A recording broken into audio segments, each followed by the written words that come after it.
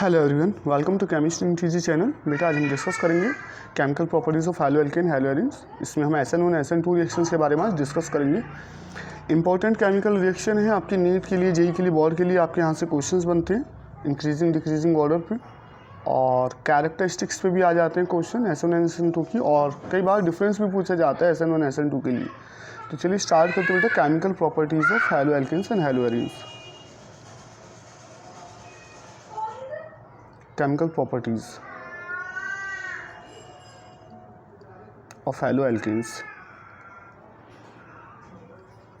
तो जो haloalkanes हैं ये मेनली 3 टाइप्स ऑफ रिएक्शन हमारे शो करते हैं, जिनमें एक सब्स्टिट्यूशन रिएक्शन है, एक एलिमिनेशन रिएक्शन है, और एक रिएक्शन विद मेटल है। First is nucleophilic substitution reaction. Nucleophilic substitution reaction.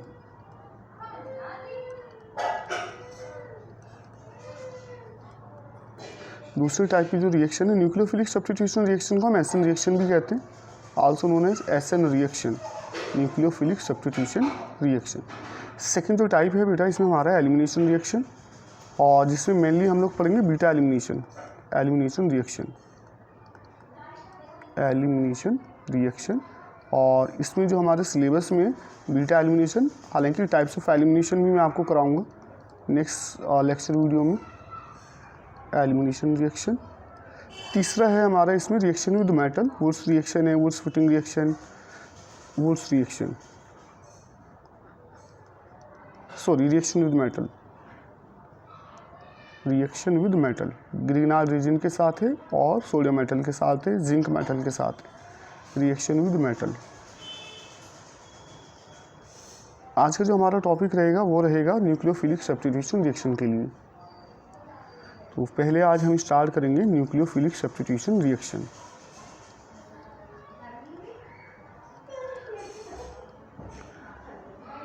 अब न्यूक्लियोफिलिक सब्स्टिट्यूशन रिएक्शंस क्या होती है?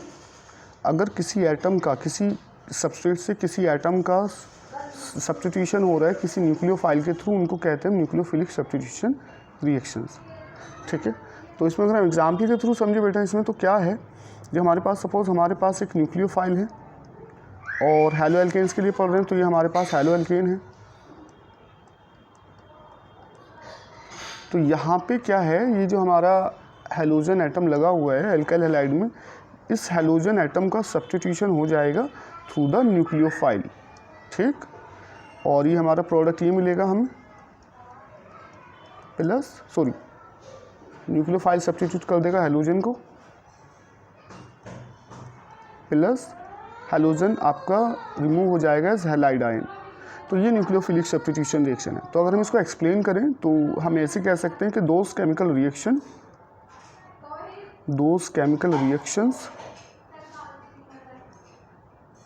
in which halogen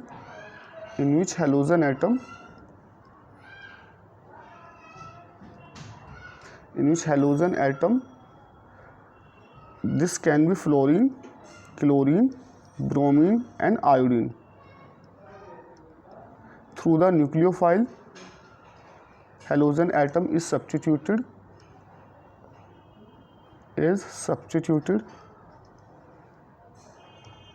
through the nucleophile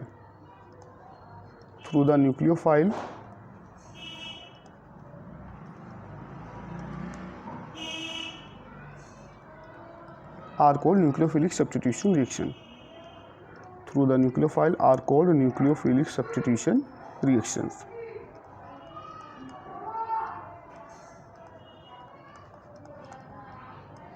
nucleophilic substitution reaction. अब इसमें एक नोट पॉइंट याद रखिएगा, एज ए नोट पॉइंट लिख लेना अपनी नोटबुक में, कि जो हमारा लिविंग ग्रुप टैडेंस, ये जो हैलोजन जाएगा थ्रू द न्यूक्लियोफाइल, जो सब्स्टिट्यूशन होगा हैलोजन का, तो इसमें लिविंग ग्रुप टैडेंसी आपको याद रखनी है हैलोजन्स की, leaving group टैडेंसी।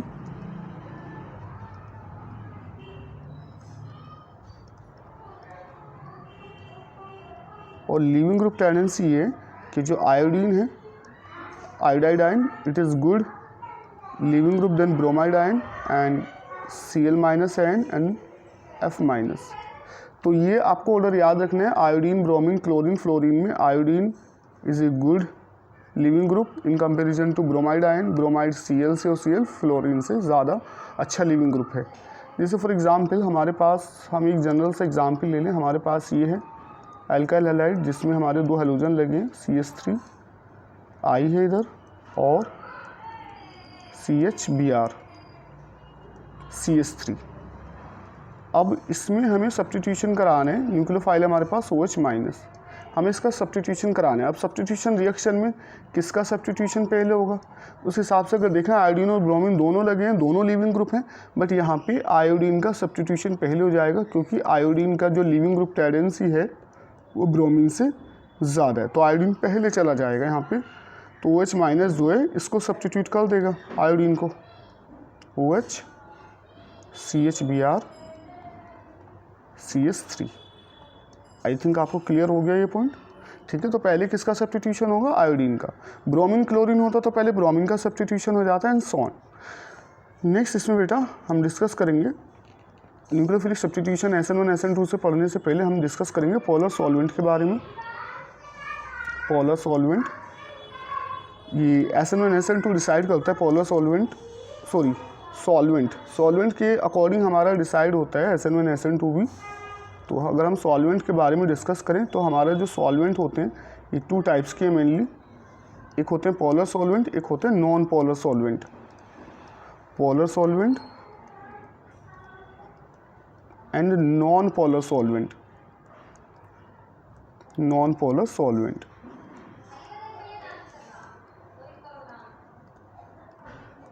Non polar solvent में हमारे जो एग्जाम्पल हैं वो है हमारे बेंजीन और carbon tetrachloride. Benzene non polar solvent है एंड कार्बन टेट्राक्लोराइड ये भी नॉन पोलर सॉल्वेंट है। पोलर सॉल्वेंट में फर्दर हमारा क्लासिफिकेशन होता है।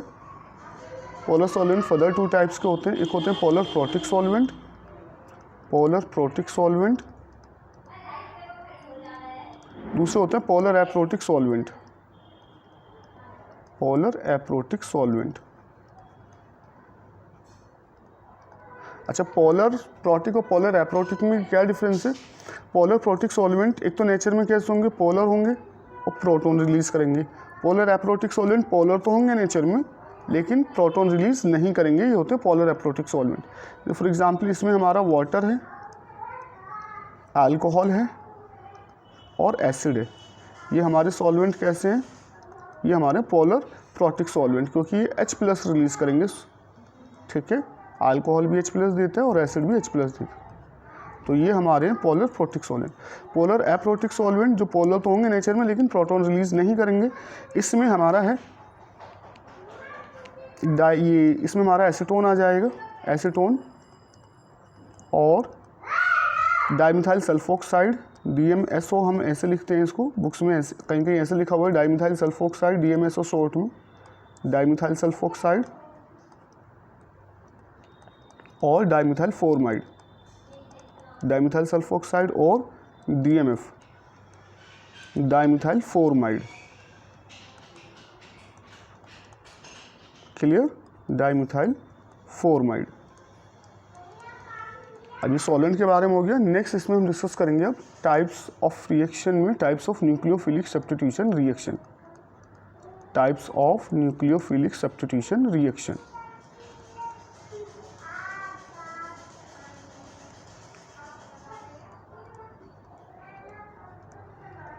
अब types of nucleophilic substitution reaction में हमारी 2 टाइप्स की रिएक्शंस होती हैं। एक तो हमारी SN1 रिएक्शन, SN1 रिएक्शन जिनको हम कहते हैं न्यूक्लियोफिलिक सब्स्टिट्यूशन यूनिमॉलिकुलर, न्यूक्लियोफिलिक।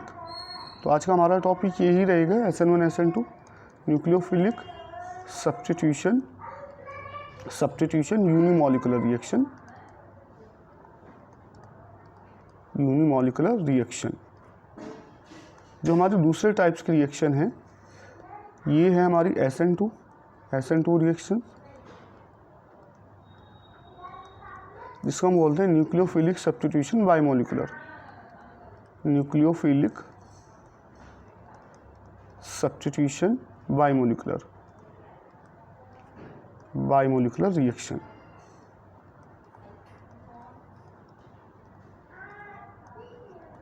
ठीक है। अब आज हम डिस्कस करेंगे पहले SN1 रिएक्शन को। पहले डिस्कस कर लेते हैं SN1 reaction, nucleophilic substitution unimolecular, SN1 reaction, ठीक है, nucleophilic substitution unimolecular reaction. Through the example समझते हैं। हमारे पास ये एग्जाम्पल है, हमारे पास 3 डिग्री अल्काइल हैलाइड है, CH3 CH3 and CH3। 3 degree alkyl halide हमारे पास है और ये हमारा Cl लगा हुआ, और हमारे न्यूक्लियोफाइल लिया OH माइनस। हमने Cl माइनस का सब्स्टिट्यूशन कर दिया किससे, OH माइनस से। ये Cl का सब्स्टिट्यूशन हो गया किससे, OH माइनस के थ्रू। तो हमारा जो कंपाउंड बनेगा वो क्या बनेगा, हमारा compound after substitution of chlorine through the nucleophile OH minus, तो हमारा कंपाउंड ये बन जाएगा।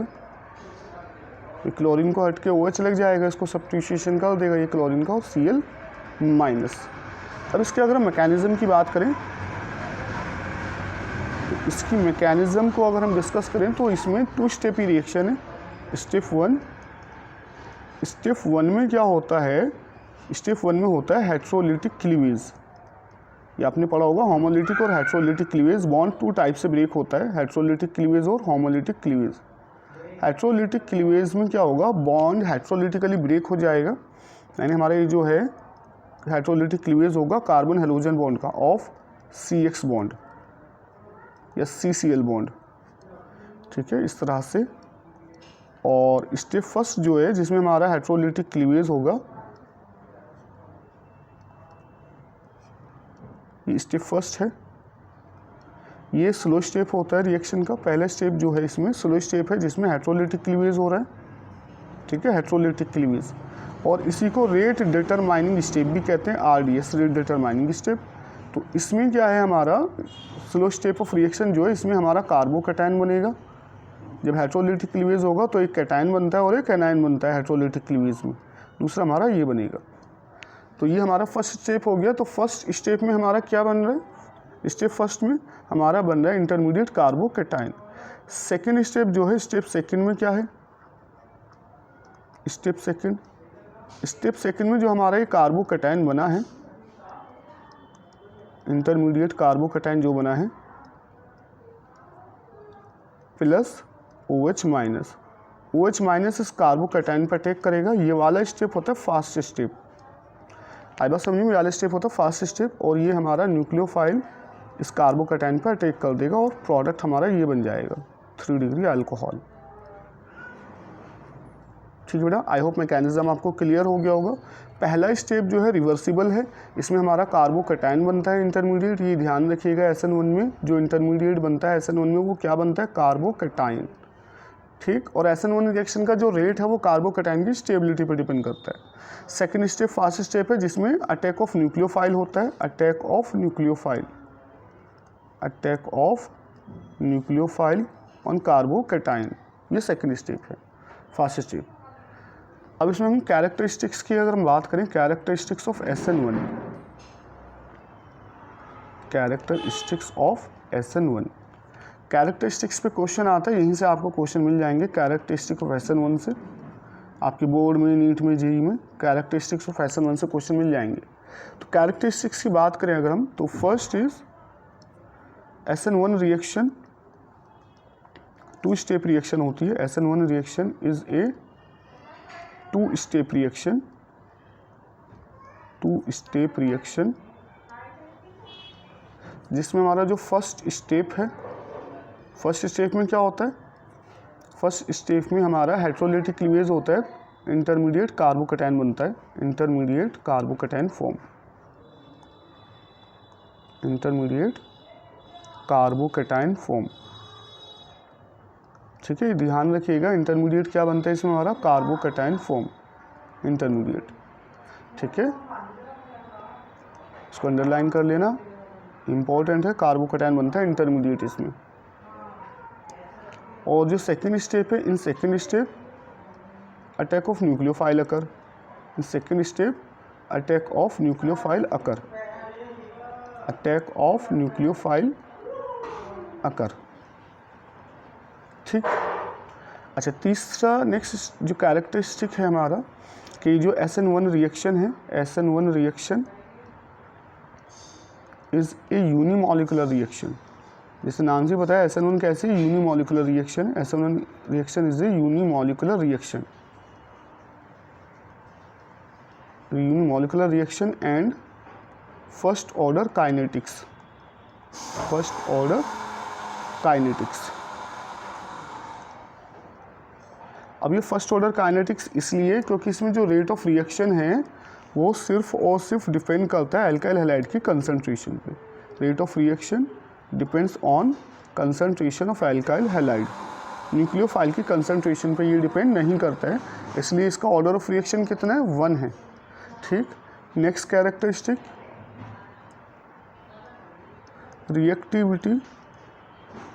Reactivity of alkyl halides, reactivity of alkyl halides towards SN1 reaction, towards SN1 reaction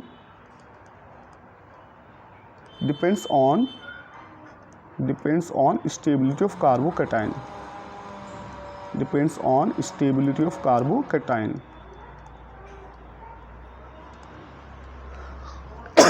sorry, stability of carbocation. तो SN1 रिएक्शन में जो rate है, rate of SN1 वो डिपेंड करता है कार्बोकैटायन की स्टेबिलिटी पे। तो इस हिसाब से हमारे जो 3 डिग्री कार्बोकैटायन होता है it is more stable then 2 degree, 2 degree carbocation is more stable then 1 degree, 1 degree is more stable then methyl carbocation.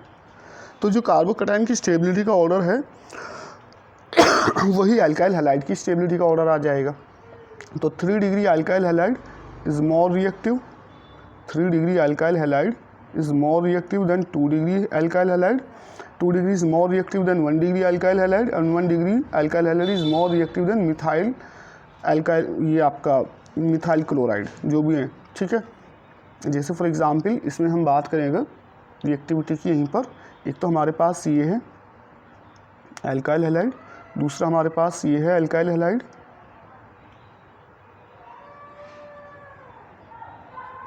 ये तीसरा अल्काइल हैलाइड हमारे पास ये है। ठीक, अब यहाँ ध्यान से देखो, जो अगर हम SN1 रिएक्शन का ऑर्डर यहाँ पे देखें, order of SN1 reaction, order of SN1 reaction. ठीक, तो ऑर्डर ऑफ SN1 रिएक्शन यहाँ कंपेयर करें, अगर हम इसको नंबरिंग दे दें A, नंबर B और नंबर C, तो ये A में हमारा जो डिग्री ऑफ हैलाइड है वो क्या है प्राइमरी, बी में हमारा जो डिग्री ऑफ हैलाइड है क्या है 2 डिग्री, और इसमें हमारा डिग्री ऑफ हैलाइड क्या है 3 डिग्री। तो ऑर्डर ऑफ रिएक्शन क्या है हमारा 3 degree is more stable then 2 degree, 2 degree is more stable then 1 degree carbocation. यही कह लो कि 3 degree alkyl halide is more reactive then 2 degree, 2 degree is more reactive then 1 degree. तो हमारा जो ऑर्डर ऑफ रिएक्शन आएगा वो क्या जाएगा, C has greater rate of reaction toward SN1 than B has greater rate of SN1 than A। ठीक है, तो C से B से A जाने पे जो हमारा ऑर्डर है ये 3 डिग्री है, C जो है हमारा ये 2 डिग्री है और ये हमारा 1 डिग्री है। तो जैसे जैसे डिग्री ऑफ हैलाइड कम होता जाएगा वैसे वैसे रिएक्टिविटी भी कम होता जाएगा, क्योंकि कार्बोकैटायन जो बनेगा इंटरमीडिएट इनसे उसका स्टेबिलिटी कम होगा। देखो ना यहाँ पे जो हमारा कार्बोकैटायन बनेगा, अगर हम बनाए यहाँ पे जो हमारा फर्स्ट है, यहाँ पे कार्बोकैटायन ये बनेगा प्राइमरी। ठीक है, और यहाँ पे कार्बोकैटायन जब Cl यहाँ से हटेगा, Cl का सब्स्टिट्यूशन होगा, कार्बोकैटायन 2 डिग्री बनेगा, और जब Cl का सब्स्टिट्यूशन होगा यहाँ पे कार्बोकैटायन आपका 3 डिग्री बनेगा। 3 डिग्री ज़्यादा स्टेबल होता है 2 डिग्री से, 2 डिग्री 1 डिग्री से एंड सो ऑन। ठीक, नेक्स्ट इसमें हम बात करें कैरेक्टरिस्टिक्स के लिए, तो एक तो आप ये याद रखिएगा, दूसरा polar protic solvent is preferred, polar protic solvent is preferred for SN1 reaction, is preferred for SN1 reaction. तो SN1 रिएक्शन के लिए पोलर प्रोटिक सॉल्वेंट को प्रीफर किया जाता है क्योंकि ये हाइड्रोलिटिक रिलीज कराता है। आई बस नहीं बेटा। दूसरा इसमें बहुत इंपॉर्टेंट पॉइंट है, इफ अल्काइल हैलाइड, या इसमें ऐसे लिखें दैट रेसिमाइजेशन, इंपॉर्टेंट पॉइंट है ये, that racemisation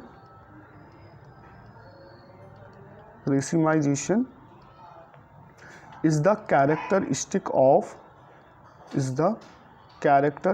of characteristics of SN1 reaction, ये पॉइंट याद रखिएगा। रेसिमाइजेशन किसका कैरेक्टरिस्टिक है? SN1 रिएक्शन का। इफ़ अल्काइल हैलाइड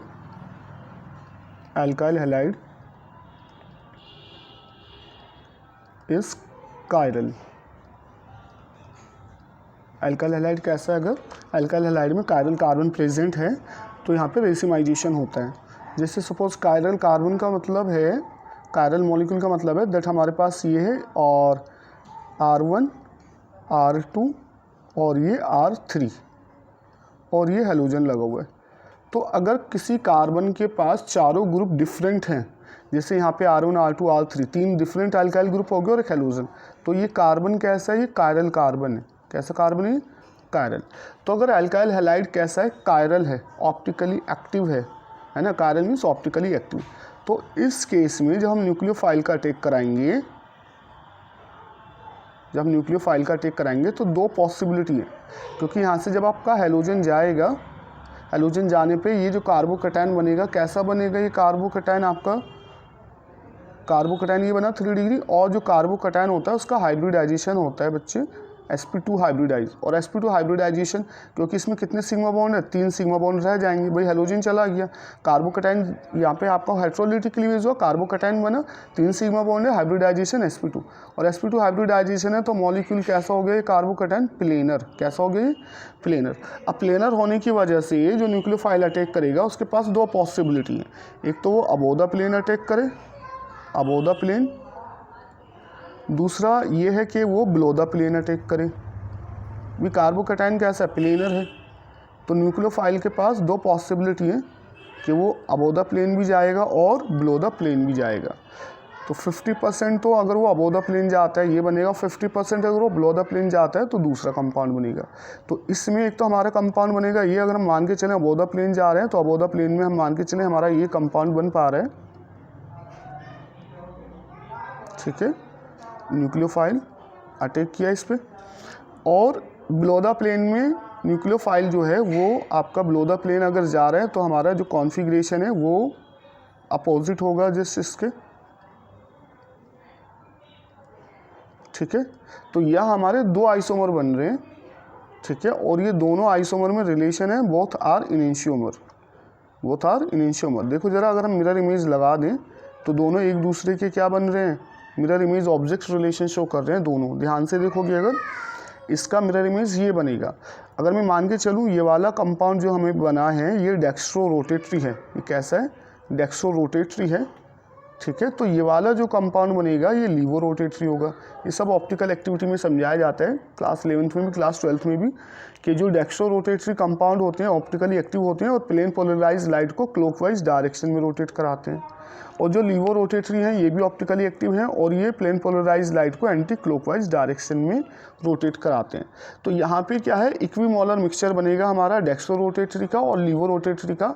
अगर हमारा जो अल्काइल हैलाइड है ये कायरल कार्बन इसके पास है, ठीक है, जो कार्बोकैटायन बना है इस पर तीनों आपके जो अल्काइल ग्रुप हैं डिफरेंट हैं। तो इस केस में आपका जो प्लेनर मॉलिक्यूल बनेगा above the plane below the plane, दो पॉसिबिलिटी है न्यूक्लियोफाइल के अटैक करने की, जिसमें एक हमारा डेक्स्ट्रो रोटेटरी बनता है तो दूसरा कैसा बनेगा? Levo rotatory. या हम ये कह लें दैट इक्विमोलर मिक्सचर बनेगा डेक्स्ट्रो और लीवो का 50-50%, और ऐसे मिक्सचर को बोलते हैं हम रेसिमिक मिक्सचर, ठीक है। और ये कैसा होगा? ओवरऑल ऑप्टिकली इनएक्टिव होगा। रेसिमिक मिक्सचर क्या होगा? Optically inactive. भाई जितना डेक्स्ट्रो रोटेट हो रहा है दूसरा उसको इतना ही एंटी क्लॉकवाइज रोटेट करा देगा, तो ओवरऑल रोटेशन क्या हो जाएगा? 0 हो जाएगा। तो रेसिमाइजेशन आप याद रखें, रेसिमाइजेशन SN1 रिएक्शन का कैरेक्टरिस्टिक है।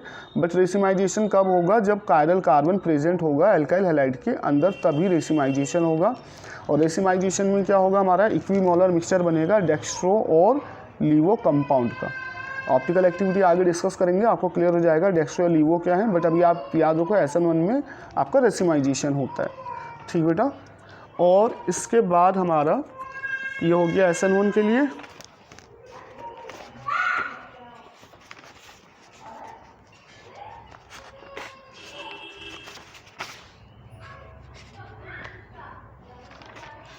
एक पॉइंट और, ये नोट पॉइंट में याद रखिएगा, ये पॉइंट SN1 के लिए। भाई SN1 किस पे डिपेंड कर रहे हैं?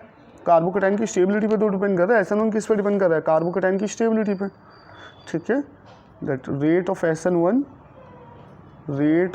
SN1 is directly proportional to stability of carbocation.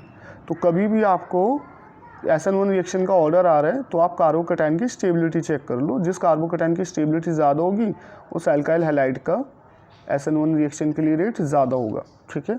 तो इसलिए हमारे जो एलाइलिक हैलाइड हैं, allylic halide and benzylic halide, allylic halide and benzylic halide,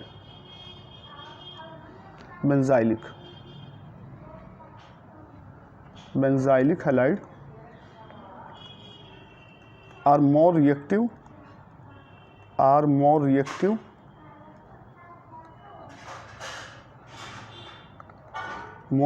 toward SN1 reaction, towards SN1 reaction। ये याद रखिएगा, आपका सस्टेन रीजन क्वेश्चन बन सकता है यहाँ से। toward SN1 reaction due to resonance stabilized carbocation,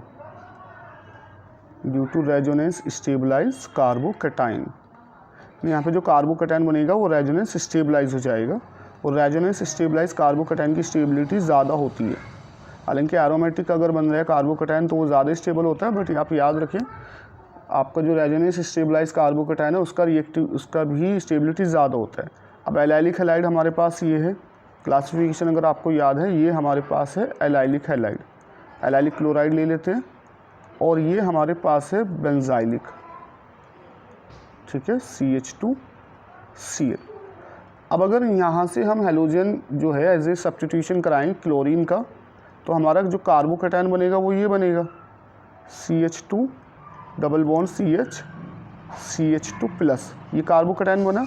और यहाँ पे क्या है, double single positive charge, resonance की कंडीशन आ गई। सिमिलरली इसका हम सब्स्टिट्यूशन कराएंगे तो हमारा जो कार्बोकैटायन बनेगा वो ये बनेगा बेंजाइल कार्बोकैटायन CH2+। यहाँ भी देखो double bond, single bond and carbocation, यहाँ भी रेजोनेंस आ रहा है।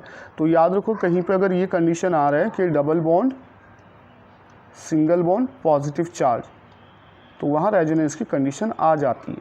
तो यहाँ देखो डबल सिंगल पॉजिटिव चार्ज, तो यहाँ पे ये रेजोनेंस हो जाएगा इधर, तो इसका रेजोनेटिंग स्ट्रक्चर ये बनेगा CH2+, single bond CH, double bond CH2, ठीक, sorry CH2 only.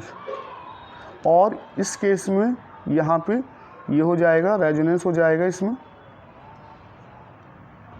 5 resonating structure बनेंगी हालांकि, ठीक है, बट वो आपको याद रखने की ज़रूरत नहीं है। 5 रेजोनेटिंग स्ट्रक्चर इसमें ये बनेगा। तो नेक्स्ट आपका ये इधर शिफ्ट कर जाएगा, यहाँ प्लस चार्ज आ जाएगा, नेक्स्ट टाइम ये इधर शिफ्ट कर जाएगा, इधर प्लस चार्ज आ जाएगा, ठीक है। तो इस तरह से रेजोनेटिंग स्ट्रक्चर बनेंगी। तो यहाँ पे क्या है, एलाइलिक हैलाइड जो है, एलाइलिक और बेंजाइलिक जो कार्बोकैटायन बन रहे हैं कैसे हो रहे हैं, रेजोनेंस स्टेबलाइज हो रहे हैं, इसलिए एलाइलिक और बेंजाइलिक हैलाइड का रिएक्टिविटी SN1 के लिए ज़्यादा होता है। क्लियर। नेक्स्ट इसमें हम डिस्कस करेंगे SN2 रिएक्शन, ठीक है, SN2 रिएक्शन,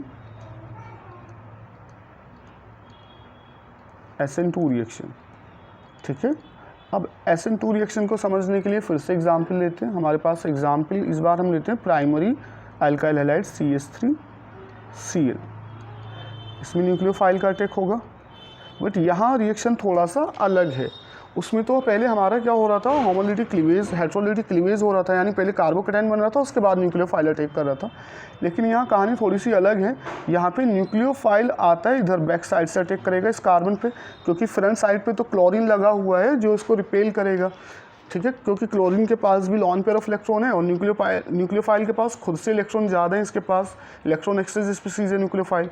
तो फ्रंट साइड से अटैक ना करके बैक साइड से अटैक करेगा ताकि रिपल्शन ना हो दोनों के बीच। अब यहाँ पे ट्रांजिशन स्टेट बनती है, यहाँ पे ट्रांजिशन स्टेट ये बनती है क्योंकि यहाँ पे बॉन्ड आपका पहले ब्रेक नहीं होता है, साइमल्टेनियसली होता है रिएक्शन, कि ये वाला जो है हेलोजन जो है जो Cl है ये तो आपका जाएगा निकल के, और इधर से न्यूक्लियोफाइल साथ साथ इस पर अटैक करेगा। तो यहाँ ट्रांजिशन स्टेट बनती है। ऐसा नहीं कि पहले क्लोरीन अलग हो गया फिर न्यूक्लियोफाइल ने अटैक किया। न्यूक्लियोफाइल अटैक करेगा, chlorine as a living group जाता जाएगा। जैसे जैसे न्यूक्लियोफाइल कार्बन के बीच बॉन्ड बनेगा वैसे वैसे कार्बन और क्लोरीन के बीच बॉन्ड ब्रेक होता जाएगा। तो यहाँ पे बनती है ट्रांजिशन स्टेट। यहाँ पे क्या बनता है? ट्रांजिशन स्टेट SN2 रिएक्शन में, ट्रांजिशन स्टेट। देन इसके बाद ये क्लोरीन पूरा अलग हो जाएगा और ये हमारा बन जाएगा NuCH3। तो अगर ध्यान से देखो यहाँ पे क्या है, जब न्यूक्लियोफाइल ने बैक साइड से अटैक किया तो यहाँ पे क्या है, कॉन्फ़िगरेशन चेंज हो जाता है। यहाँ पे जो मॉलिक्यूल का कॉन्फ़िगरेशन है वो चेंज हो जाएगा। कॉन्फ़िगरेशन चेंज कैसे? मतलब अगर सबस्ट्रेट हमारा डेक्स्ट्रो रोटेटरी है, डेक्स्ट्रो रोटेटरी सबस्ट्रेट है, तो हमारा जो प्रोडक्ट बनेगा ये लीवो रोटेटरी बनेगा, ठीक है। और अगर सबस्ट्रेट हमारा लीवो रोटेटरी है तो हमारा प्रोडक्ट जो बनेगा वो डेक्स्ट्रो रोटेटरी बनेगा। ऐसा क्यों हो रहा है? क्योंकि न्यूक्लियोफाइल जो है वो बैक साइड से अटैक कर रहा है, तो कॉन्फ़िगरेशन चेंज हो जाता है इस केस में, ठीक है बेटा। तो चलिए अब यहाँ पे हम बात करें SN2 रिएक्शन में कैरेक्टरिस्टिक्स की। Characteristics of SN2।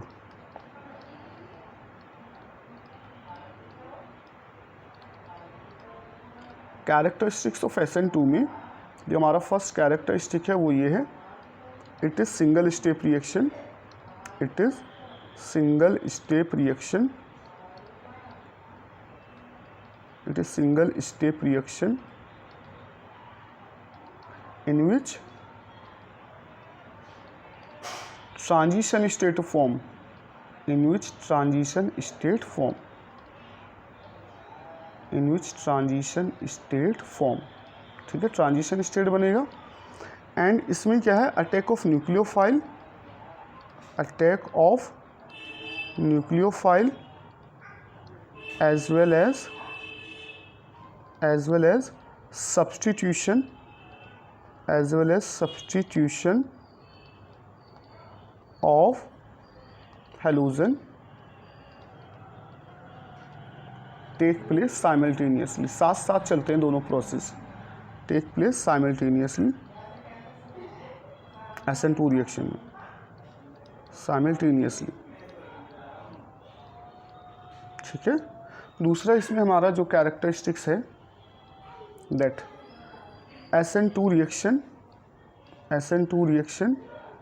is बाइमोलिकुलर। कैसा रिएक्शन है ये? Bimolecular and second order kinetics, and second order kinetics, and second order kinetics. क्योंकि यहाँ जो रेट ऑफ SN2 है, जो रेट ऑफ रिएक्शन है SN2 का, वो डिपेंड करेगा एल्काइल हैलाइड की कंसंट्रेशन पे, ठीक है। SN2 में याद रखिएगा जो रेट ऑफ रिएक्शन है, rate of reaction depends on concentration of alkyl halide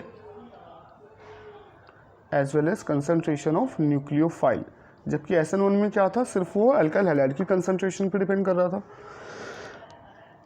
यह दोनों पे डिपेंड करेगा, तो इसलिए ऑर्डर ऑफ रिएक्शन कितना आ जाएगा? 2। Order of reaction is 1 + 1 2O।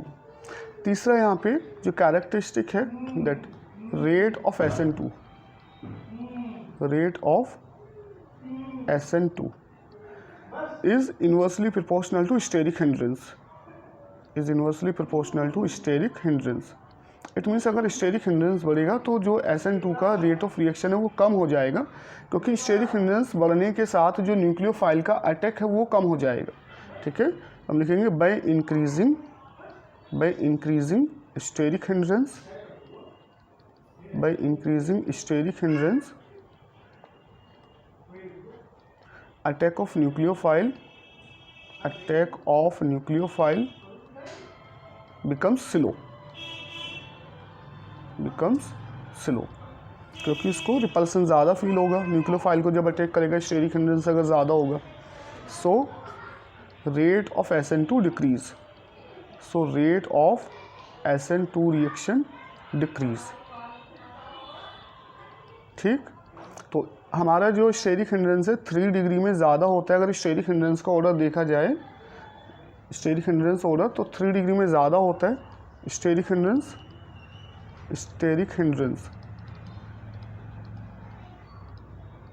1 degree में सबसे कम होगा, 2 डिग्री में और इंक्रीज़ कर जाएगा, 3 डिग्री में और इंक्रीज़ कर जाएगा स्टेरिक हिंड्रेंस। तो जैसे जैसे नंबर ऑफ एल्काइल ग्रुप बढ़ेंगे वैसे वैसे स्टेरिक हिंड्रेंस बढ़ेगा। तो हमारा रेट ऑफ SN2 क्या हो जाएगा, रेट ऑफ SN2 क्या है, इन्वर्सली प्रोपोर्शनल है। तो हमारा जो मिथाइल है CH3Cl इसका रेट ज़्यादा होगा 1 डिग्री एल्काइल हैलाइड से, 1 डिग्री का ग्रेटर होगा 2 डिग्री से, 2 डिग्री का ग्रेटर होगा 3 डिग्री से, just opposite of SN1, just opposite of SN1। जो SN1 का ऑर्डर है उसके जस्ट अपोजिट होगा SN2 का, क्योंकि वहाँ तो SN1 में आपका कार्बोकैटायन की स्टेबिलिटी पे डिपेंड कर रहा था, बट यहाँ पे किस पे डिपेंड करेगा, स्टेरिक हिंड्रेंस। स्टेरिक हिंड्रेंस जितना ज़्यादा बढ़ेगा रेट ऑफ SN2 उतना कम हो जाएगा।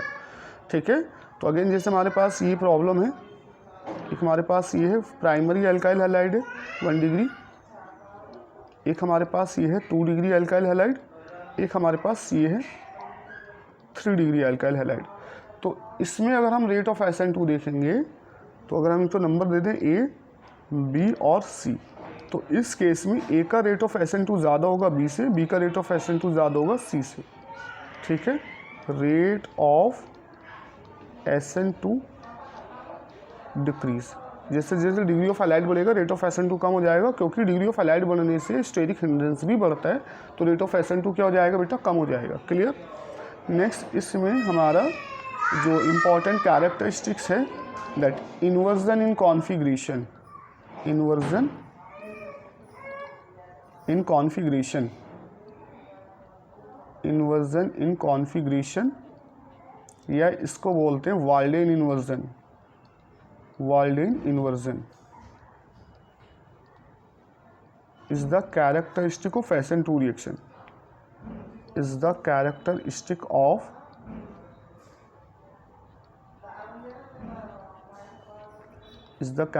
Of SN2 reaction. ये आप याद रखिएगा, इंपॉर्टेंट पॉइंट है, नोट पॉइंट में लिख लेना ये, दैट इन्वर्जन इन कॉन्फिगरेशन किसका एग्जाम्पल है, किसका कैरेक्टरिस्टिक रिएक्शन है, SN2। इन्वर्जन इन कॉन्फिगरेशन मतलब अगर हमारा जो सबस्ट्रेट है वो डेक्सो रोटेटरी है तो प्रोडक्ट बनेगा लीवो रोटेटरी, कॉन्फिगरेशन चेंज हो जाएगा ना। और अगर प्रोडक्ट सबस्ट्रेट लीवो रोटेटरी है तो हमारा प्रोडक्ट बनेगा डेक्सो रोटेटरी। इसको बोलते हैं इन्वर्जन इन कॉन्फिगरेशन। प्रोसेस को क्या बोलते हैं, इन्वर्जन इन कॉन्फिगरेशन।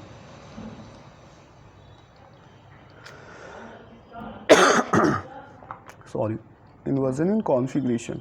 आया बात समझ में। अच्छा, दूसरा कैरेक्टरिस्टिक याद रखिएगा that SN2 reaction can be occur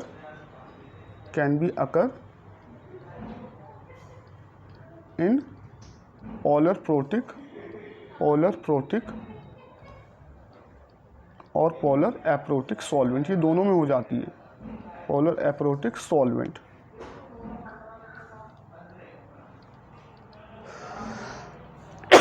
ठीक है, polar protic polar aprotic solvent दोनों में हो जाता है। ठीक, अब यहाँ पे एक नोट पॉइंट लिखिएगा,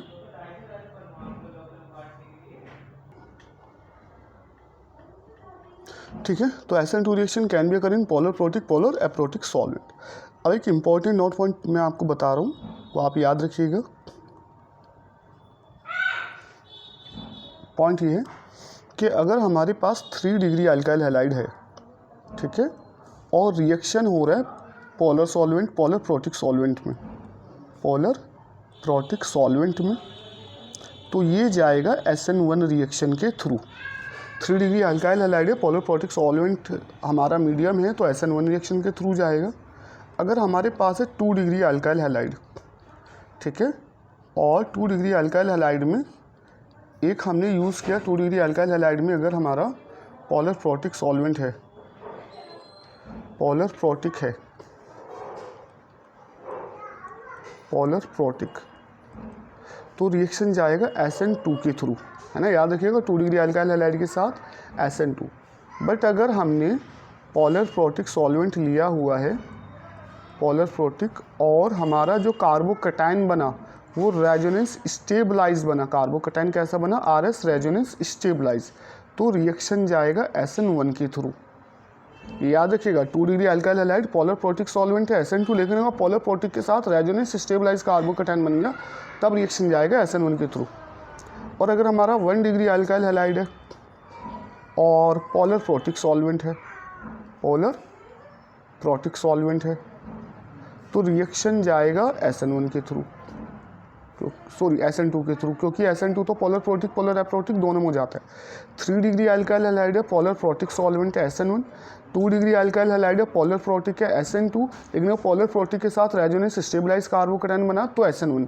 और 1 डिग्री अल्काइल हैलाइड है पोलर प्रोटिक सॉल्वेंट है, तो बेटा कैसा SN2, ठीक है। 1 डिग्री प्रीफर करेगा SN2 को, 3 डिग्री प्रीफर करेगा SN1 को, और 2 डिग्री में देख लेना, वैसे तो SN2 के थ्रू जाता है, लेकिन अगर रेजोनेंस स्टेबलाइज कार्बोकैटायन बन गया तो SN1 के थ्रू। और एक इसमें दूसरा नोट पॉइंट ये याद रखिएगा दैट अगर आपका जो सॉल्वेंट है, आइदर आपका अल्काइल हैलाइड 3 डिग्री है, 2 डिग्री है या 1 डिग्री अल्काइल हैलाइड है, और जो सॉल्वेंट है वो है पोलर एप्रोटिक, कैसा सॉल्वेंट है, पोलर एप्रोटिक, तो डिग्री ऑफ हैलाइड कुछ भी हो, रिएक्शन जाएगा SN2 के थ्रू। आई बात समझ में। अगर पोलर एप्रोटिक सॉल्वेंट है like dimethyl formamide, acetone, dimethyl sulfoxide, तो डिग्री ऑफ हैलाइड कुछ भी हो, रिएक्शन SN2 के थ्रू ही जाएगा, ठीक है। जैसे फॉर एग्जांपल हमारे पास ये है,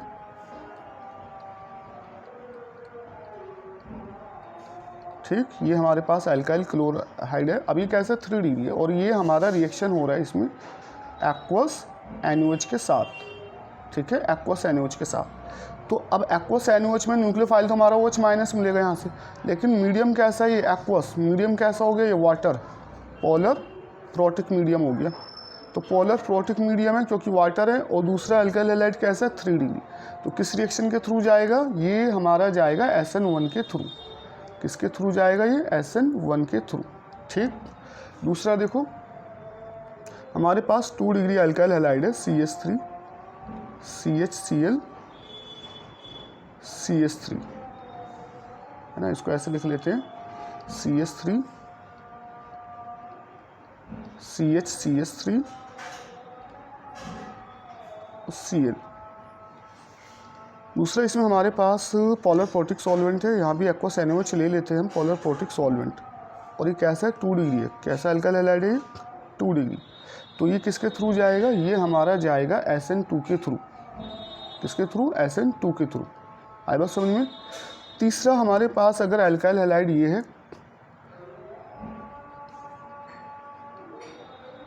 ये हमारे पास अल्काइल हैलाइड है CHCl CH3, ठीक है, और यहाँ हमारे पास एक्वस NaOH हमने लिया हुआ है, एक्वस NaOH, बट यहाँ पे अगर आप हेलोजन को एज ए लिविंग ग्रुप निकालोगे यहाँ से, तो हमारा कार्बोकैटायन ये बनेगा, और ये कार्बोकैटायन बेंजीन के साथ रेजोनेंस में जाएगा। तो यहाँ पे जो कार्बोकैटायन बना है भाई, यहाँ पे तो हमारा 2 डिग्री कार्बोकैटायन बन गया, बट यहाँ रेजोनेंस थोड़ी हो रहा है, बट यहाँ पे हमारा 2 डिग्री कार्बोकैटायन बना, और इसके साथ साथ यहाँ पे क्या है, रेजोनेंस है, क्या है, रेजोनेंस है, और मीडियम कैसा है, पोलर प्रोटिक है, तो किसके थ्रू जाएगा ये, SN1 के थ्रू, ठीक है।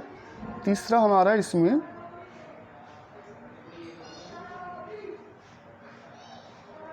नेक्स्ट हमारा ये है कि हमने लिया है ये CH3 CH2 Cl, ठीक है, 1 डिग्री अल्काइल हैलाइड, और एक्वस NaOH हमने पोलर प्रोटिक सॉल्वेंट ले लिया, एक्वस NaOH वाटर लिया, पोलर प्रोटिक सॉल्वेंट, तो रिएक्शन किसके थ्रू जाएगा, SN2 के थ्रू। रिएक्शन किसके थ्रू जाएगा, SN2 के थ्रू, ठीक है। दूसरा अगर हमने 3 डिग्री अल्काइल हैलाइड लिया हुआ है, 3 डिग्री अल्काइल हैलाइड है हमारा, 3 डिग्री अल्काइल हैलाइड Cl, और हम अटैक करा रहे हैं OH माइनस न्यूक्लियोफाइल का, लेकिन हमने सॉल्वेंट ले लिया CH3CO CH3 एसीटोन। अब ये सॉल्वेंट कैसा है, ये पोलर एप्रोटिक सॉल्वेंट है, कैसा है, पोलर एप्रोटिक सॉल्वेंट है। तो बेटा बेशक ये 3 डिग्री अल्काइल हैलाइड है, लेकिन पोलर एप्रोटिक सॉल्वेंट है, तो रिएक्शन जाएगा SN2 के थ्रू। रिएक्शन किसके थ्रू जाएगा, SN2 के थ्रू। आई बस समझिए, तो पोलर एप्रोटिक सॉल्वेंट अगर है तो डिग्री ऑफ हैलाइड कुछ भी हो, रिएक्शन ऑलवेज SN2 के थ्रू जाएगा। क्लियर। नेक्स्ट इसमें हम बात करेंगे अब न्यूक्लियोफिलिक सब्स्टिट्यूशन रिएक्शंस के बारे में, ठीक है। Example of nucleophilic substitution reaction. Example of SN reaction, nucleophilic substitution reaction. ठीक है, इसमें हमारा एक फ्लो चार्ट में बनवा दे रहा हूँ आपको, वो फ्लो चार्ट आप याद रखिएगा। हमारे पास ये अल्काइल हैलाइड है RX, इसका रिएक्शन हम करा रहे हैं।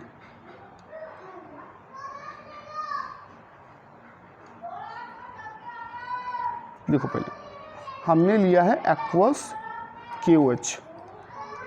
ठीक है, एक्वस KOH है, न्यूक्लियोफिलिक सब्स्टिट्यूशन होगा तो एक्वस KOH और अल्काइल हैलाइड है, तो यहाँ हमारा बनेगा अल्कोहल प्लस KX, और यहाँ पे न्यूक्लियोफाइल क्या मिलेगा हमें, OH माइनस। दूसरा देखो हमने लिया हुआ है KCN, पोटेशियम साइनाइड, तो हमें न्यूक्लियोफाइल यहाँ क्या मिलेगा, CN माइनस, और ये हमारा क्या बनेगा कंपाउंड, अल्काइल नाइट्राइल बन जाएगा प्लस KX। तीसरा हमने यहाँ पे लिया हुआ है AgCN, तो यहाँ हमें कंपाउंड मिलेगा ये AgCN जो अटैकिंग स्पीसीज होगा हमारा न्यूक्लियोफाइल, तो यहाँ पे हमें मिलेगा RNC alkyl nitrile plus AgF। तो इस चीज़ का ध्यान रखिएगा, दैट अगर हम अल्काइल हैलाइड के साथ KCN का रिएक्शन कराते हैं तो हमारा बनेगा साइनाइड, कंपाउंड क्या बनेगा, अल्काइल नाइट्राइल साइनाइड, और अगर हम AgCN के साथ कराते हैं तो हमारा बनेगा आइसोसाइनाइड। इसी तरह अगर हमने लिया हुआ है यहाँ पे KNO2, क्या लिया हुआ KNO2, तो हमारा बनेगा यहाँ पे alkyl nitrite RONO plus KX। ठीक है, और अगर हमने लिया हुआ है AgNO2 सिल्वर नाइट्राइट, तो हमारा कंपाउंड बनेगा नाइट्रो एल्केन, ये डिफरेंस याद रखिएगा, प्लस AgX। ठीक है, तो ये आप याद रखिएगा, एक्वस KOH के साथ अल्कोहल बनेगा, KCN के साथ साइनाइड बनेगा, AgCN के साथ आइसोसाइनाइड बनेगा, KNO2 के साथ अल्काइल नाइट्राइट बनेगा, और AgNO2 के साथ नाइट्रो एल्केन बनेगा। ठीक, तीसरा इसमें हमारा नेक्स्ट जो है अल्काइल हैलाइड का रिएक्शन,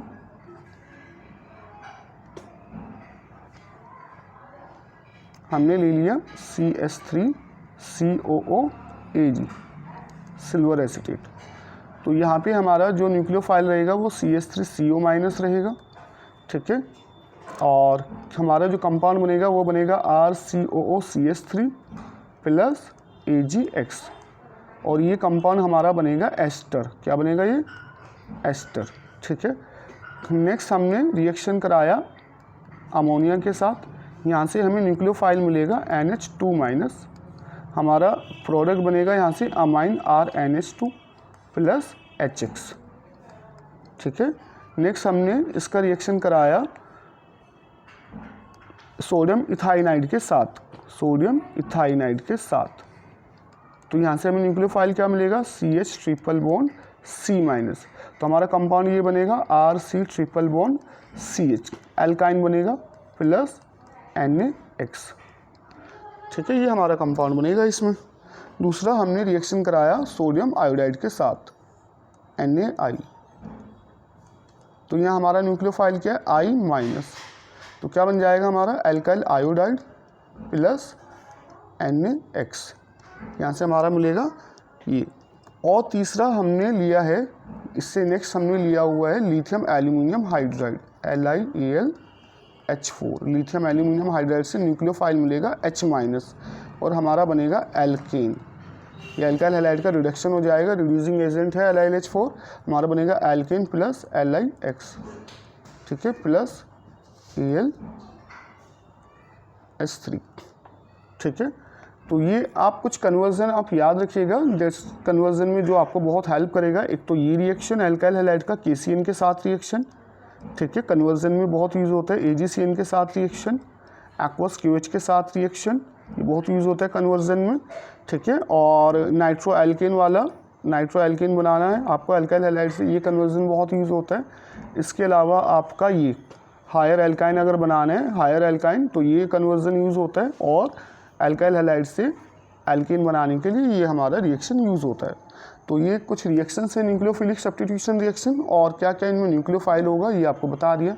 नेक्स्ट इसमें अब प्रॉब्लम ये आता है, आपका रीजनिंग क्वेश्चन बनता है, रीजनिंग क्वेश्चन। अब रीजनिंग क्वेश्चन क्या है वो देख लो, यहाँ से आपका न्यूक्लियोफिलिक सब्स्टिट्यूशन रिएक्शन से रीजनिंग क्वेश्चन क्या बनेंगे। ठीक है, हमने लिया alkyl halide RX alkyl halide, हमने इस पर रिएक्शन कराया पहले KCN का। किसका रिएक्शन कराया? KCN। तो KCN का रिएक्शन कराने पे हमें मिला साइनाइड RCN। ठीक है, क्या निकल गया हमारे यहाँ से? KX। जबकि हमने जब AgCN लिया था AgCN तो हमें मिला था आइसोसाइनाइड RNC अल्काइल आइसोनाइट्राइल, और यहाँ से हमारा ये रिमूव हुआ था AgX। प्रॉब्लम ये आता है, रीजनिंग क्वेश्चन ये आता है कि अल्काइल हैलाइड का रिएक्शन अगर KCN के साथ कराते हैं तो हमें मिलता है साइनाइड नाइट्राइल, और अगर हम AgCN के साथ कराते हैं तो हमें मिलता है आइसोनाइट्राइल। ऐसा क्यों है कि AgCN के साथ ये मिला है आइसोनाइट्राइल और KCN के साथ ये मिला है? तो उसका एक रीज़न है। अब रीज़न क्या है कि आप बताना कि KCN जो होता है वो होता है नेचर में आयनिक। इसका रीज़न क्या है? KCN कैसा होता है नेचर में? आयनिक। तो ये हमारा ऐसे रहेगा, आयनिक नेचर है K+CN-। तो हमें जो न्यूक्लियोफाइल मिला है CN- न्यूक्लियोफाइल है। अब CN- न्यूक्लियोफाइल में, हालांकि जो आपका CN न्यूक्लियोफाइल है इसमें 2 न्यूक्लियोफिलिक सेंटर हैं। इसमें कितने न्यूक्लियोफिलिक सेंटर हैं ये भी क्वेश्चन आता है। 2 न्यूक्लियोफिलिक सेंटर हैं CN- में। अब 2 न्यूक्लियोफिलिक सेंटर हैं, यानी ये आपका जो अल्काइल हैलाइड है RX, भाई ये तो आपका ब्रेक होगा यहाँ से सब्स्टिट्यूशन। इस पर कैसा चार्ज आएगा? पॉजिटिव। इस पर कैसा है आपका? ये निगेटिव। तो प्लस पे अब ये कार्बन की तरफ से भी अटैक कर सकता है और नाइट्रोजन की तरफ से भी अटैक कर सकता है, क्योंकि इसमें 2 न्यूक्लियोफिलिक सेंटर है। तो यहाँ पे हमारा कार्बन कार्बन बॉन्ड भी बन सकता है अल्काइल ग्रुप और कार्बन के बीच, और अल्काइल ग्रुप नाइट्रोजन के बीच हमारा CN बॉन्ड भी बन सकता है। अब प्रॉब्लम ये, जब 2 न्यूक्लियोफिलिक सेंटर हैं यानी हमारा कार्बन भी है और नाइट्रोजन भी है, तो हमारा अल्काइल ग्रुप के साथ कार्बन का बॉन्ड ना बन के अल्काइल ग्रुप के साथ हमारा नाइट्रोजन का हमारा अल्काइल ग्रुप के साथ कार्बन का बॉन्ड बनता है, नाइट्रोजन का बॉन्ड क्यों नहीं बनता? जब 2 न्यूक्लियोफिलिक सेंटर है हमारा RC बनता है, लेकिन जब नाइट्रोजन भी है तो RN क्यों नहीं बनता? वो इसलिए क्योंकि जो आपका अल्काइल ग्रुप के साथ कार्बन का बॉन्ड है ये स्टेबल होता है, यही कह दो स्ट्रॉन्ग होता है। ठीक है, और ये हमारा लेस स्टेबल होता है, ये वाला हमारा लेस स्टेबल होता है, लेस स्टेबल। तो carbon nitrogen bond less stable होता है, जबकि कार्बन कार्बन बॉन्ड स्टेबल होता है, जिस वजह से हमारा जो न्यूक्लियोफिलिक सेंटर है ये R+CN-। तो कार्बन अटैक करेगा इस पर न्यूक्लियोफिलिक सेंटर और हमारा क्या बन जाएगा? RCN। आई बात समझ में? ये आपका रीजनिंग क्वेश्चन बनता है कि जब कार्बन न्यूक्लियोफिलिक सेंटर हैं 2, तो कार्बन के साथ ही क्यों गया अल्काइल ग्रुप का अटैक? ये नाइट्रोजन ने क्यों अटैक नहीं किया अल्काइल ग्रुप पे, कार्बोकेटाइन पे, अल्काइल ग्रुप पे? तो उसका रीज़न सेम है, क्योंकि कार्बन कार्बन बॉन्ड ज़्यादा स्टेबल होता है in comparison to carbon nitrogen bond. अब इसमें क्या है AgCN में? AgCN हमारा आयनिक नहीं होता, AgCN हमारा कोवलेंट होता है, ये इसका रीज़न है। अब AgCN में ये कोवलेंट है नेचर में, तो यहाँ पे क्या है, जो कार्बन है वो तो किसके साथ बिजी हो गया? सिल्वर के साथ। कार्बन किसके साथ बिजी हो गया? सिल्वर के साथ। तो कार्बन फ्री नहीं है अब अल्काइल ग्रुप के साथ अटैक करने के लिए, हमारा नाइट्रोजन फ्री है। इसलिए जब हमारा अल्काइल हैलाइड जो है इसमें हेलोजन जाएगा एज ए लिविंग ग्रुप, तो हमारा नाइट्रोजन अटैक करेगा कार्बन पे, तो इसलिए हमारा यहाँ पे क्या बनता है? आइसोसाइनाइड बनता है, क्योंकि कार्बन तो हमारा सिल्वर के साथ बॉन्ड बनाया हुआ है, नाइट्रोजन फ्री है अटैक करने के लिए, तो अल्काइल ग्रुप पे नाइट्रोजन अटैक करता है, इसलिए आइसोसाइनाइड बनता है। आई होप आपको क्लियर हो गया होगा रीजनिंग क्वेश्चन।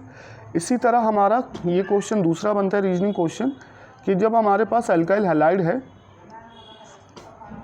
जब हम इसका रिएक्शन कराते हैं KNO2 के साथ, तो हमारा बनता है अल्काइल नाइट्राइट। क्या बनता है? अल्काइल नाइट्राइट हमारा बनता है RONO, ये हमारा बनता है। जबकि अगर हम लेते हैं इसमें AgNO2, तो AgNO2 के साथ रिएक्शन कराने पे हमारा बनता है नाइट्रो एल्केन हमारा बनता है RNO2। अब ऐसा क्यों है कि AgNO2 के साथ तो ये बना और KNO2 के साथ ना अल्काइल नाइट्राइड बना? तो उसका भी रीज़न सेम है कि जो KNO2 है, KNO2 होता है आयनिक इन नेचर।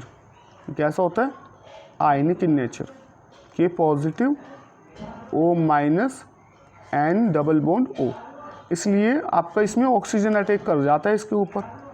ठीक है, RX plus O minus N double bond O, तो होगा क्या?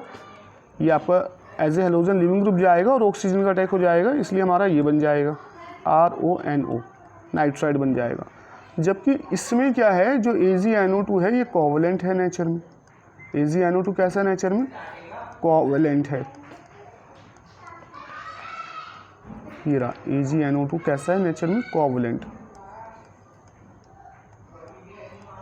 तो यहाँ पे जो नाइट्रोजन है ये अटैक कर जाता है इसके साथ, ठीक है, अल्काइल ग्रुप के साथ ये अटैक करता है हमारा।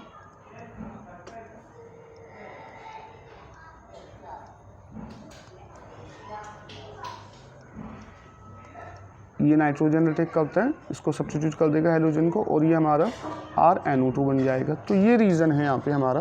ये रीजनिंग क्वेश्चन आपके बोर्ड में भी आते हैं, सस्ता रीजन बेस्ड क्वेश्चन भी आपका स्टेटमेंट बन सकते हैं यहाँ से, स्टेटमेंट वाइज क्वेश्चन कि KCN के साथ CN क्यों बनेगा, क्योंकि वो आयनिक है, और AgNO2 के साथ AgCN के साथ आइसोसाइनाइड क्यों बनेगा, क्योंकि वो कोवलेंट होता है नेचर में।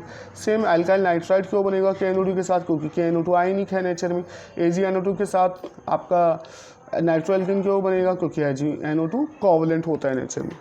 हो गया बेटा क्लियर, ठीक है। अब कुछ क्वेश्चंस कर लेते हैं हम, ठीक है, कुछ जनरल या आपको SN1 SN2 के क्वेश्चंस में कराऊंगा अलग से। हालांकि कुछ क्वेश्चंस हैं, जैसे सपोज फॉर एग्जांपल हमारे पास ये है दैट, एक तो ये हमें ये दे दिया Cl, एक हमें ये दे दिया Br। तो इसमें से कौन सा SN1 के लिए फास्ट जाएगा, SN1 के लिए, सॉरी SN2 के लिए, क्योंकि 1 डिग्री तो प्रीफर ही नहीं करता है SN1 को, तो कौन सा SN2 के लिए फास्ट जाएगा। तो देखो दोनों प्राइमरी है, ये भी 1 डिग्री है और ये भी 1 डिग्री है, लेकिन यहाँ पे लिविंग ग्रुप टेंडेंसी देखो किसकी अच्छी है, लिविंग ग्रुप टेंडेंसी Br की लिविंग ग्रुप टेंडेंसी अच्छी है इन कंपेरिजन टू क्लोरीन। तो हमारा SN2 के लिए ये फास्ट जाएगा, ये स्लो जाएगा, ये स्लो रहेगा, SN2 के लिए ये फास्ट रहेगा SN2 के लिए, ठीक है। दूसरा इसी तरह दूसरे एग्जाम्पल देखो, हमारे पास ये है और एक हमारे पास ये है CH2Cl। इसमें कौन सा SN2 के लिए फास्ट जाएगा, ठीक है। अब देखो ध्यान से, अगर हम इसको कंपेयर करें, ये तो आपका जो कार्बन है ये कितने कार्बन से जुड़ा है, 2 कार्बन से, तो ये कैसा हो गया 2 डिग्री अल्काइल है, 2 डिग्री अल्काइल हैलाइड। और ये जो कार्बन है जिससे Cl जुड़ा है ये एक ही कार्बन से जुड़ा हुआ है, तो ये कैसा हो गया प्राइमरी। और हमें पता है SN2 रिएक्शन में 1 डिग्री का रेट ऑफ रिएक्शन 2 डिग्री से ज़्यादा होता है, तो हमारा ये SN2 के लिए फास्ट जाएगा। आई बात समझ में। दूसरा एग्जाम्पल देखो, हमारे पास ये है CH3 CH CH3 I और CH3 CH3 Br। तो अभी अगर दोनों को देखोगे कौन सा SN2 के लिए फास्ट जाएगा, ठीक है। अगर हम दोनों को देखें तो दोनों ही कैसे हैं, 2 डिग्री है, ये भी 2 डिग्री अल्काइल हैलाइड है। भाई देखो ना, जिस कार्बन से आयोडीन जुड़ा हुआ है वो फर्दर 2 कार्बन से जुड़ा हुआ है, तो ये कैसा हो गया 2 डिग्री हो गया, और ये भी 2 डिग्री। अब हमें पता है 2 डिग्री सेम है तो ब्रोमीन का लिविंग ग्रुप टेंडेंसी अच्छा होता है ना, ये क्या है गुड लिविंग ग्रुप है इन कंपेरिजन, सॉरी ब्रोमीन से अच्छा लिविंग ग्रुप कौन है हमारा, आयोडीन है ना। तो iodine is a good living group in comparison to bromine. तो इसलिए हमारा आयोडीन पहले चला जाएगा, जब हम SN2 रिएक्शन कराएंगे तो ये फास्ट जाएगा, SN2 रिएक्शन के लिए स्लो जाएगा, ठीक है। इस तरह के क्वेश्चंस बन जाते हैं, कौन सा फास्ट जाएगा कौन सा स्लो जाएगा, ठीक है। और SN1 के लिए अगर हम बात करें, SN1 के लिए हमारे पास ये है CH3, सॉरी ये ले लेते हैं Cl और CH2Cl। अब SN1 के लिए कौन सा फास्ट जाएगा, तो देखो ये तो हमारा कैसा है, ये तो 2 डिग्री अल्काइल क्लोराइड है, और ये कैसा है 1 डिग्री। और हमें पता है SN1 में 2 डिग्री अल्काइल क्लोराइड जो है उसका रेट ऑफ रिएक्शन ज़्यादा होता है 1 डिग्री से, तो इसलिए हमारा कौन सा फास्ट जाएगा SN2 के लिए, ये हमारा फास्ट जाएगा SN2 के लिए 2 डिग्री है, ये हमारा स्लो जाएगा SN1 के लिए, क्योंकि SN1 में हमारा ऑर्डर क्या है 3 डिग्री मोर रिएक्टिव देन 2 डिग्री, 2 डिग्री मोर रिएक्टिव देन 1 डिग्री। बाकी और क्वेश्चन करेंगे हम इसमें, जब मैं आपको सॉल्यूशन बताऊंगा NCERT सॉल्यूशन, कुछ स्पेसिफिक क्वेश्चंस करेंगे MCQs ऑन हैलो एल्केन हैलोरिन, बाकी क्वेश्चन उसमें कवर कर लेंगे, ठीक है बेटा। तो वीडियो को लाइक कीजिएगा, चैनल को सब्सक्राइब कीजिएगा।